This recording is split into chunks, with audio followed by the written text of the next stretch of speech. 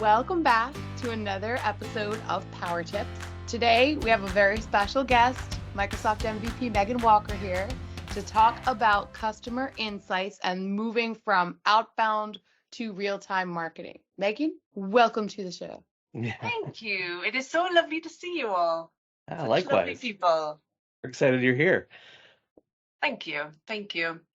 Yes, well, you have to forgive me because I am still not on board with the name. So I don't care, Microsoft. I am calling it D365 Marketing. Yeah, I agree with that. I'm fine with it too. But we Yeah. introed with the right name so they don't, You said the correct technical name. This is true. It's funny because just to give a little plug, I do a weekly newsletter all about marketing, the D365 Marketing Weekly Newsletter.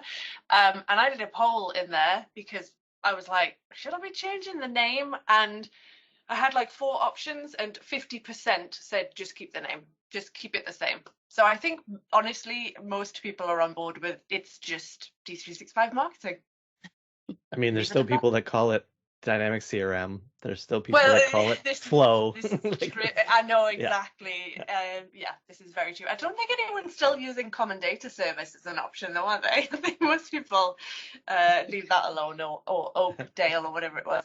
Anyway, so do you want me to just kind of jump in and start Yeah, let's start the sharing chat. some knowledge? So, so I wanted to talk through sort of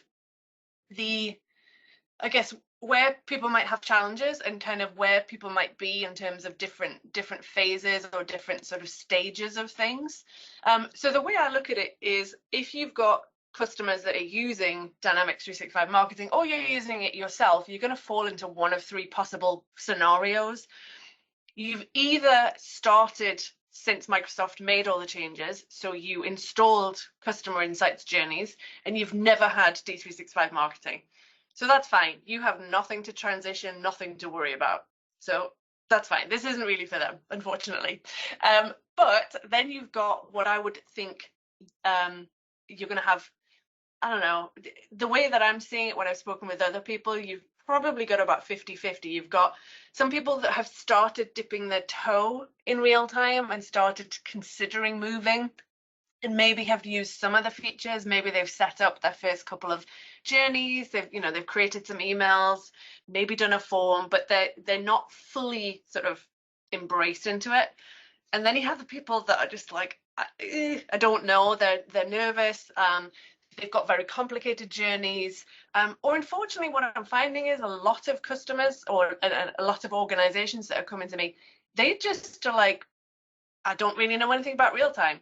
I've had one that's like, well, what's real time? Like, so even though Microsoft have put a lot of stuff out there, and even though if you're using Outbound, you have the navigation that says, hey, real time's right here, you could click on it. So many people are just so focused on what they know. So they've not done anything with it. So those are the kind of the categories or the groups of organizations, if you will. So in terms of making the move, there are really what I would consider 6 main steps or 6 things to consider and think about when you're sort of looking at how do I make that move. The very first thing, and if you look at Microsoft's documentation, they've actually done like what do they call it? Not a handbook, I can't remember the terminology Microsoft uses, but they've put together this sort of transition document of where they've said, like, here's what you need to think about. They've put consent quite low down. To me, it is the first thing that you need to start considering and thinking about, because as soon as you send out that first journey for real time, you have to have set up consent correctly so that someone can either opt in via a form or opt out also via an email. So consent to me is the number one. And the biggest thing is that consent for outbound is all about attributes on the contact. So it's that bulk email field and also the regular email field. If those are set to do not allow, we're not sending anything. If they're allowed, then that's okay. We can send them through a journey. Consent for real time is focused on compliance profiles and a combination of what we call purposes and topics.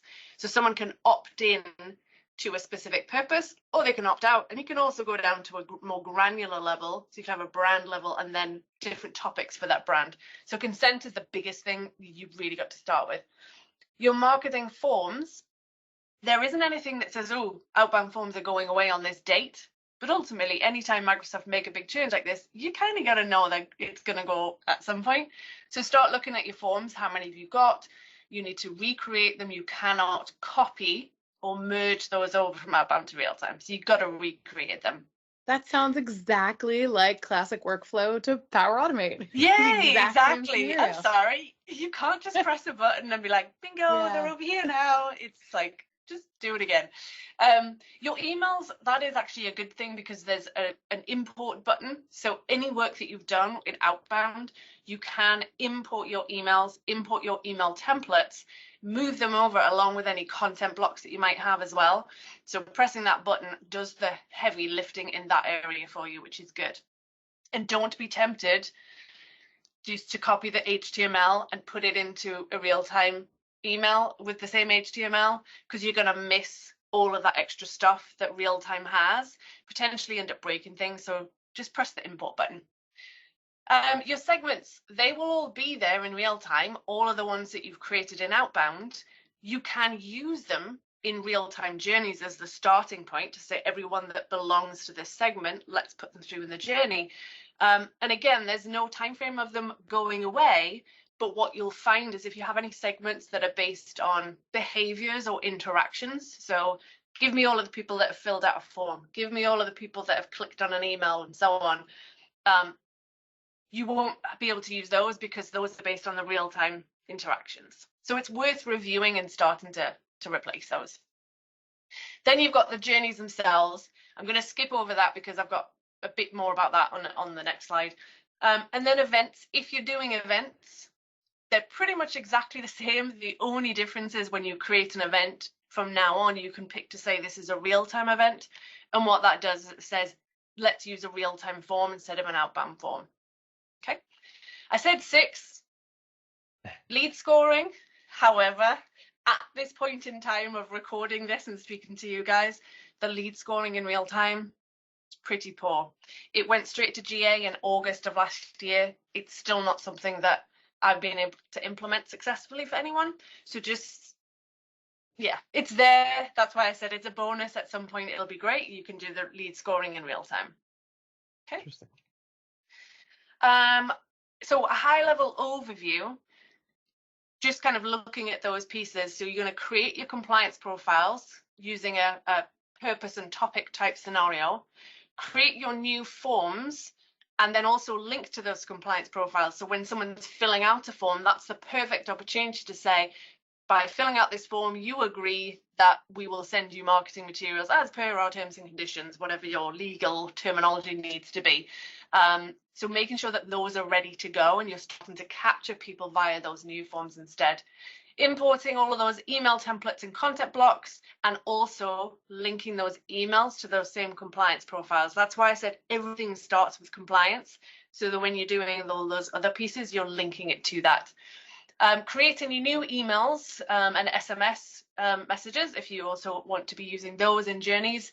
Update consents for existing contacts and leads. They do have a load tool where you can say, oh, all of these people that are currently opted in via Outbound, let's also make sure that it shows they're opted in for real time.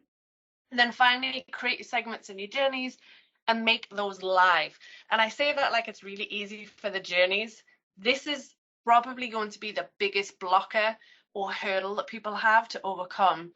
And this is analyzing the journeys that you currently have. Now, I don't know about you guys if you have implemented marketing for anyone, if you've got customers that are using it. I find most people have a journey that's, here's a segment and here's an email. Bob's your uncle. We have a phrase in this country. Bob's your uncle. Job done. That's it. You know, easy peasy. So that first one, a single email and a segment, just create your real-time version of that email, your real-time version of that segment, create the new journey, and then stop the old one. Or you're basically, if you've already sent all of those, they'll all be complete. So it's just when you're ready to do real time, if it's a newsletter or a one-time thing, you just start using it in real time when you're ready. There's no transition of that journey. The single email and a trigger, there's no concept of that in Outbound. So when you're ready to start using triggers in real time, there's nothing for you to transition again. Multi-steps with a segment, this is where you start to get into the challenge of, I have this outbound journey. It's a bit more complex. I've got maybe send an email, wait for something, then send another email, then wait a few weeks, then send something else. That's where you've got a bit of a challenge, especially if anyone can fall into that journey when they join that segment, because you've got people that are in different parts of that journey. And at some point you're gonna have to, I'll say it in America, you're gonna have to rip the band-aid off at some point to say, this has got to stop, and we're just going to start again in this side. There's potentially things you could do to do checks when you get to a step and see, did they already get an email sent to them previously? But you're almost doing it for that use case just for the people in outbound, and it's not going to make sense ongoing. So you might just say, right, let's just stop it and then start it in this side. So that's the most complicated one. And then finally, the last one, multiple steps using a trigger. Again, there's no concept of that in outbound, so you'd have nothing to migrate or replace, if that makes sense. So that's kind of how I view. You've got 4 possible options. The middle one is the most complex. Yeah. So what's missing? This is important. Social posting, there is no plan that they're going to add that. It's gone. Marketing website, so that's the ability to track visits to your site. Not there currently, apparently, unless they've changed the date or they change it in the future. Supposed to be the next release should be the ability to track and have that tracking code. Redirect URLs, that is a feature that they had in Outbound. No plans for them to add that, or something called personalized pages either. LinkedIn lead generation, I think this is going to be a big thing for some people. At the minute, it's not there, and I've not heard of any plans to add it. And finally, at the minute, there's only templates for emails. There are no form templates, and there's no journey templates either.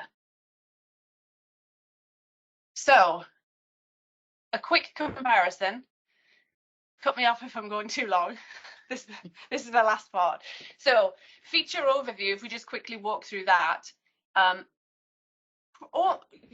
just talked about the things that are missing. Everything else, basically, if we look at compliance, we've got outbound, like I said, it's the contact attributes that are used. Real-time is compliance profiles. Emails exist in both. Forms exist in both. SMS, you could only do that with a custom channel in outbound, but that is an out-of-the-box feature in real-time, which is a great thing to see. Lead scoring, we have that in both. Segments again in both. Triggers never existed in outbound, and that to me is one of the massive reasons for using real-time. It's so powerful. Branding, we had content settings where you can put LinkedIn URL, Twitter, all of that sort of stuff. Brand profiles is the real-time equivalent. I've just talked through those top 3 things don't exist. Marketing websites supposed to be coming. Website tracking, we have UTM tracking capabilities in real time. Marketing pages doesn't exist in real time, but we can use forms for that. Templates, I've just said, we only have it with email. Preventing over emailing of people, we have this great feature in real time called frequency capping, where you can say only send up to 1 email a day, 3 emails a week, 10 emails a month, something like that. And then finally, I've said real time is not going to feature social posting. Events, we can use either outbound forms for outbound, real-time forms in real time. Activity templates, currently they only allow you to set that up for tasks. And then finally, I've just said any of the new features, it's not applicable in outbound, and it hasn't been for probably a year and a half, maybe. They've not done anything in outbound. It is only real time. So that's kind of hopefully giving people an idea of like, oh, then nothing's happening in outbound. I've got to move to real time. You really don't have a choice. I have a quick question on the LinkedIn piece. And yeah, so standard sort of, we'll say standard CRM or standard, sales deployment, you have the opportunity to do the LinkedIn Sales Navigator integration, and that can be installed. So is it that it doesn't really work with that for the real time in a standalone scenario, but if somebody is using sales and has layered into the tenant marketing and is using that, would they then have by extension capabilities to lean on that data? So the LinkedIn would be 2 different components to it. So your Sales Navigator is where you can see like, what is it called? Like who knows who, and you've got all of those other features from a LinkedIn perspective. This in Outbound was, or is, if you're still using it, is the campaign manager. So if you have LinkedIn and you've got a LinkedIn page for your company and you create some kind of advert that's got a form on it, then it's someone filling out that form that would then come through into Dynamics marketing as a lead. So the pricing and the licensing from a LinkedIn standpoint are two completely different things. So you might have Sales Navigator but never post any campaigns or pay for campaigns, and vice versa. So it's that campaign manager piece that will no longer come into marketing. Got it. Okay, interesting. Thank you. Yeah, it's a shame because it's a. Well, we have. I'm curious to. Yeah, I'm curious to see how it would play out. We have organizations that use the LinkedIn Sales Navigator with their D365 sales deployment, and that integration's installed and working. And I'm curious what the implications would be, or how it would behave on the marketing side. But it almost sounds like marketing's its own. Yeah, it wouldn't impact that in the slightest. It's literally only something that's ever seen within the marketing app. And only, like I said, it would create leads. If someone filled out that form on LinkedIn, it would allow you to pass that information through into Dynamics as a lead. Yeah, and we might be talking about two different things, because I'm looking at like it's the solution that you install that integrates Sales Navigator, so it shows up on the contact record. You can see it on the account record and that data. So that wouldn't be relevant in any of the real-time. Two different LinkedIn products entirely. But so the contacts though, and this may be a gap in my knowledge. I definitely think it is. So when you have a contact, that sales, the whole premise has always been that you're dealing with the same record. So the sales user who doesn't have access, so it really in that sense becomes a form related issue, that the LinkedIn components that get installed with that integration so that you can see their LinkedIn profile and their activities, that's the sales form version of the form, but it wouldn't show up in any way, shape, or form on the real-time form. But if a user had access to that sales form, then they could in theory see, I would think that in theory they could see all of that LinkedIn information. Yeah, and again, that is not changing at all, and that integration that you're referring to has nothing to do with marketing, so nothing would be removed, changed in any way, shape, or form. It's literally, like I said, this component that is only if you're paying for collecting the data. This campaign manager to collect the data via LinkedIn. Yeah, that totally makes sense. Okay, so don't perfect. worry, thank you. Sales Navigator stuff not going anywhere that I know of. And Awesome. Don't get attached to the lead gen part, because we're not going to have it in real time. Correct. Right. That's it. Somebody new is just not even ever going to know that was a thing, because it just would never show up. Yeah. Interesting. Interesting. What a great overview, Megan. This is awesome. Yeah. Let me ask you a quick question. If you could make Microsoft move one thing from Outbound into real time that's not there, what would it be? Probably that, I would say. I think that's a big oversight. I think the social posting, I think, is no loss. It was no good. I don't know if any of you remember what do they call it? They had a tool where you basically was analyzing social posts and stuff. And I'll tell you what, do any of you ever heard or read my blog about using emojis? Where you can use those in option sets and stuff. The only reason that I knew that would work is because I had set up the Microsoft social analytics tool years ago, and I had it connected to Twitter. And I had this thing that said anytime somebody tweets about Microsoft Inspire, have it come through and create a lead in my record, in my Dynamics system. And so that was happening, and I'd set it up and I'd forgotten about it. And then I went back through and I was looking through and I was like, what? There's an emoji showing up in the name of the lead. I was like, what the heck? So then that just got my wheels turned. I'm like, well, where else can I use it? So it was that product that led me to emojis. But that was fantastic because you could, it was was it social listening or something like that? Social listening and social engagement. I think they changed the name. It was brilliant. And so they basically dropped it. So when they added the social posting in this, and I was like, oh, this could be great. Again, just really, really falls short of what you would expect from a social posting, a social analytics tool. So I would say the LinkedIn lead gen is a massive miss. The social posting is not. Interesting. So, that's a great question, Heidi. Yeah, Yeah, it's I hated it when people say, "Oh, should I use this?" And I'm like, social posting, no. Use a proper social posting tool, because this isn't giving you what you need as a marketer, at least. Right. So yeah, Well, fun yeah, time. this has been great. Thank you so much for this overview. And I think for all of us, we learned a lot about the difference between outbound marketing and real-time marketing and why we should be paying attention to real-time marketing. And thanks for sharing with our audience our 6 steps of what they need to do if they're currently on outbound marketing. And I guess the same 6 steps if you're just getting started and you want to get started with real-time. Yeah, pretty So, much. Yeah, yeah. it's pretty much those same things you need to work through. It's just a little bit more work if you're coming from outbound. So Right. Yeah. yeah, So yeah, thank you so much. And hopefully welcome. we'll have you back on Power Tips again. And make sure that you guys put in the comments anything else that you want to hear or any questions that you have about this content. Thanks.